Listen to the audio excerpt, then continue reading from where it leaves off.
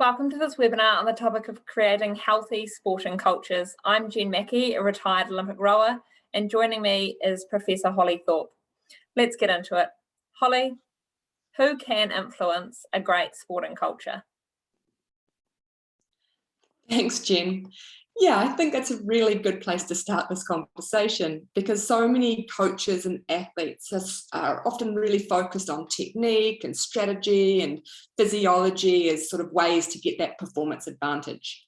But actually the sporting culture around our athletes also has a really important impact on not just their health and well-being, but ultimately their performances too. So what do I mean by the sporting culture? It's basically those people around an athlete, right? So parents and families and partners. The media plays a part in that as well, but medical staff and health professionals, teammates and other athletes, coaches.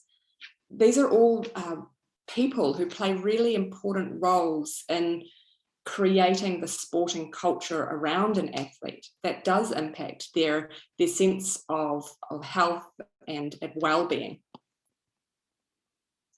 So in some of our research in New Zealand, 73% of the 219 elite women athletes felt pressured by their sport to alter their physical appearance to conform to gender ideals. And they said that this was damaged. They felt like these pressures were damaging to their overall health. So here we see that the socio-cultural factors around an athlete are actually impacting their overall health and well-being.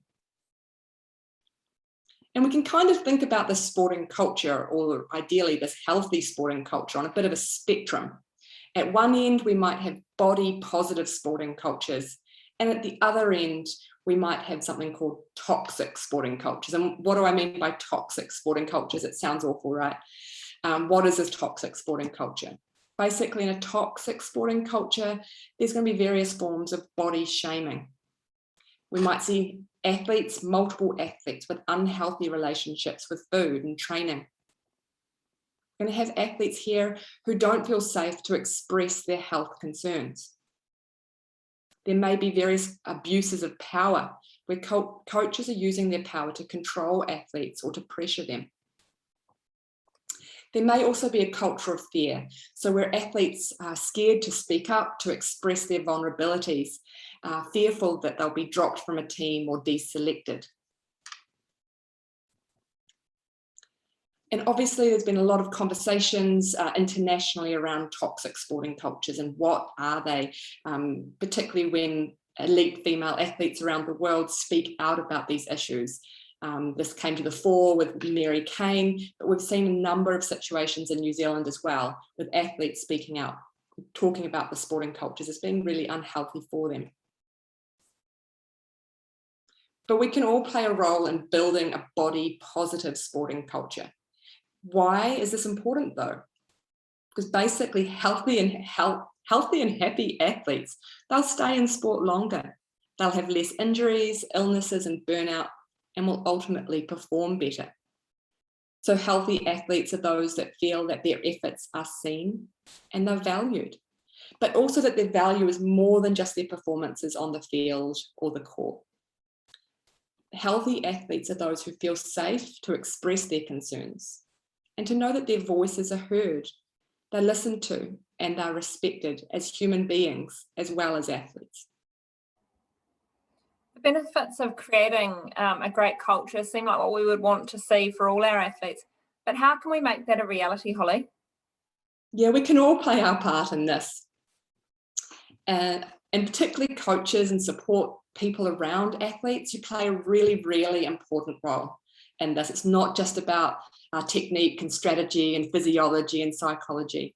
Actually, the things you say and the things you do, your actions, they really matter, often more than you may know. So try not to comment negatively on any athlete's body size or composition. You really want to try to avoid public weigh-ins or social comparisons.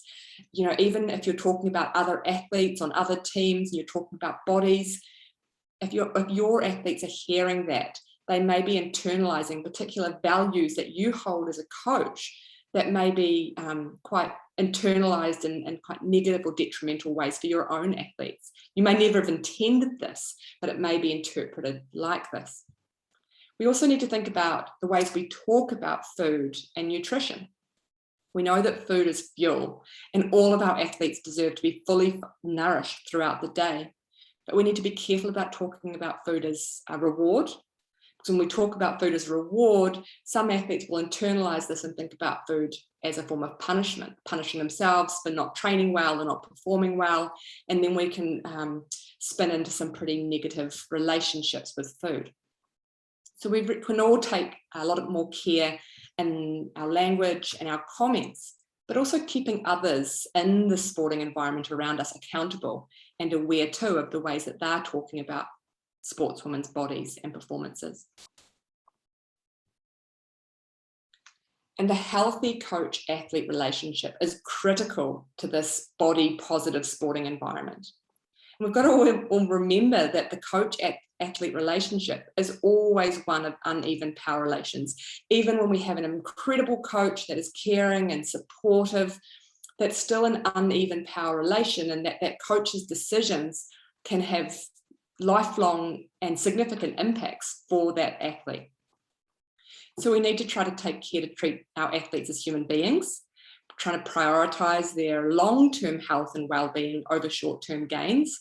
And I know that is easy to say and hard to do sometimes, but it's just an important mantra to keep coming back to. And try to show your athletes that you care about other aspects of their lives beyond their sporting performances. That you see them as full, multi-dimensional. You have a holistic view of them as human beings rather than just an athlete who is there to do a job. And communication here is everything. So really work to ensure you have open lines of communication with your athletes. Try to make sure they feel safe expressing their health concerns or their doubts or their worries. Make sure you respect their confidentiality and try to provide options of support for them. Our research here in Aotearoa and research overseas shows that female athletes are less likely to express their health concerns with a male coach. So try to make sure that athletes also have somewhere else to go for help if they might not feel comfortable coming to you. It's also important to keep in mind that the right communication styles and support structures will be different for different athletes. So take into consideration issues of religion, culture, and ethnicity. So some take-home points. Try not to comment on sportswomen's physique. Try to avoid public displays of bodily data and correlations between weight and performance. Try to value your athletes beyond their performances on the field. Work towards creating open lines of communication and safe environments where athletes actually feel like they can express their concerns and their doubts and their worries without the fear of being dropped from a team. And obviously beyond the sporting environment, you can't control everything. There are going to be different pressures and on sportswomen that are going to have additional kind of impacts on them. But if you have those good lines of communication and you're paying attention, hopefully you can have those critical conversations with them as well. So coaches play a really important role in trying to create a healthy, supportive, and body positive environment for your female athletes, as do many others around our athletes in the sporting environment. So we all have a role to play here. Thanks, Holly. It seems as though the benefits of a great sporting culture are worth the effort in creating one. Thank you for joining us on this webinar.